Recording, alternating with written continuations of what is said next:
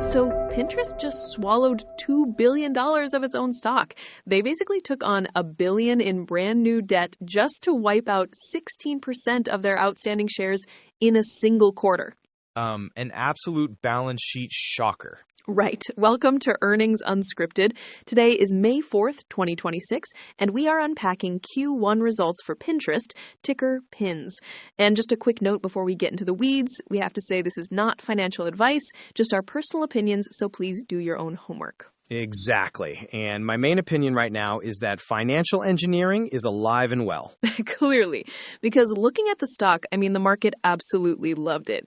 They had a brutal quarter going in. The stock trended down about 31% from late January. But after hours today, boom, up over 19%, trading comfortably above $24. The post-earnings gap up was aggressive, but look at what they actually delivered on the top line. Revenue came in at $1.008 billion, up 18% year over year, which is a solid number. But the profitability side, that is where the logic kind of splinters. Wait, they have a GAAP net loss this quarter, don't they? $73.6 million loss, or roughly negative 12 cents a share. But everyone on the street is cheering the adjusted EBITDA, which hit $206.5 million, a 20% margin. Okay, but how much of that is operational versus, accounting luck? Because I was looking at the transcript and there is something about Canada in there. Good catch. Yeah, Canada repealed its digital services tax. So Pinterest got this sudden unforecasted windfall that essentially padded their EBITDA beat, which is convenient because it masks a 20% year-over-year jump in their cost of revenue. It's just funny to me how a foreign tax repeal becomes the hero of a quarterly earnings call. Right. The CFO sounded quite happy to claim the win. But the real structural momentum is the user base. 631 million global monthly active users, up 11% year over year. Yeah, and they are leaning so hard into this idea that they are a personalized shopping concierge now, not just a visual pinboard, which I find genuinely fascinating because they just bought tvScientific for $450 million in cash. Right, taking all that mobile intent and pointing it at connected TV. Yes, so you're saving living room aesthetics on your phone, and they can serve you a targeted commercial for that exact couch on your smart TV. The CEO said one home furnishings retailer saw a 159% lift in incremental sales using this new bridge. That is wild. It is a massive bridge, but they're absorbing a roughly 100 basis point margin drag this year just to integrate it. Plus, their ad pricing actually fell 5% year over year. Down 5%, so they're just blasting more ads at people. Exactly. Ad impressions jumped 24%. You have to load up user feeds with more inventory just to hit those revenue targets, which risks alienating the Gen Z base they're so proud of. And that tension brings us back to why they had to do that massive debt and restructuring move. Right, that $47 million gap hit. All right, let's get into the details of that restructuring and what it actually means for their AI strategy. Yeah, the $47 million is essentially them realizing the zero interest rate playbook just stopped working. They are entirely retuning their go-to-market engine. Right, because top-tier ad spenders are pulling back. Exactly. The CFO was pretty blunt about facing headwind from their largest retailers. So this restructuring is about shifting headcount away from corporate bloat and aggressively toward AI integration in international sales. They need to unlock those smaller mid-market merchants to keep growing. Which probably explains the leadership reshuffle overseas. It does. And they actually warned this is going to hurt a bit. The CFO mentioned that deliberate structural changes are causing, quoting here, modest disruption playing out in their international regions in Q2. They are taking short-term pain to rebuild that sales funnel. It always sounds so clean when they call it operational leverage. But peeling back the AI side of that restructuring is what really caught my eye. They're completely sidestepping the giant tech arms race. They are, which is frankly brilliant. I agree. The CEO called out that relying on massive third-party LLMs basically makes zero economic sense for them.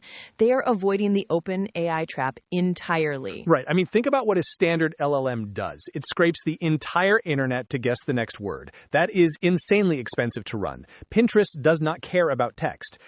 They have the taste graph, billions of pins and saves. A totally closed loop of visual intent. Exactly. So they train their proprietary models just on that visual data. It's actually, no, let me be precise. They use highly compressed models specifically for recommendation. They are not trying to build a brain that answers trivia questions. Right. The CEO explicitly said they build compact, fit-for-purpose models trained on proprietary data. And because it is so targeted, half of their 80 billion monthly searches are strictly commercial. You don't get that kind of buying intent on a standard chatbot. Chatbots give you essays. Pinterest gives you a curated shopping catalog. A shoppable aesthetic. But it works. The younger demographics, especially Gen Z, they treat it like a personalized shopping concierge. They're getting genuine discovery, not just answers. Yes, and the unit economics of a fit-for-purpose model are just infinitely better. Look, cost of revenue still went up 20% this quarter because they're adding GPU capacity. Compute is not free, but it's a fraction of the cost of renting external cloud intelligence for every single user interaction. And it actually translates to advertiser ROI, like that case study they highlighted with Majuri, the fine jewelry brand. Right, using the Performance Plus tool. Yeah, they use the new automated AI tool, let the algorithm handle all the bidding, budgeting, and creative testing. 4 weeks later, they saw a 46% bump in their return on ad spend. Just a massive jump in direct conversions. And that validates the whole restructuring strategy. You do not need massive human sales teams holding the hands of large corporate clients if your algorithm can automatically print 40% better returns for mid-market retailers. So all this clunky transition is really about trusting the automation to fundamentally change how merchants buy ads, which sets us up perfectly to step back. So where does this leave their actual trajectory heading into next quarter? Well, it leaves them in a tricky spot. I mean, look at the Q2 guide. They are projecting roughly 14 to 16% top-line growth. It is about $1.14 billion in revenue, which is solid, but you have those international sales disruptions still bleeding into next quarter. Right. So that modest disruption they warned about is not just a Q1 excuse. It's an ongoing structural rebuild. Exactly. And the CFO even admitted it on the call. He literally said, progress may not always be linear, but our direction is clear, which is basically corporate speak for brace yourselves for a bumpy summer. A bumpy summer. But when you step back and look at the whole picture, the balance sheet overhaul, the custom AI, pushing into connected TV, they are effectively placing all their chips on becoming the ultimate anti-doom scroll platform. They are. The real risk going forward is just the margin drag. Adding tvScientific pulls 100 basis points out of EBITDA this year.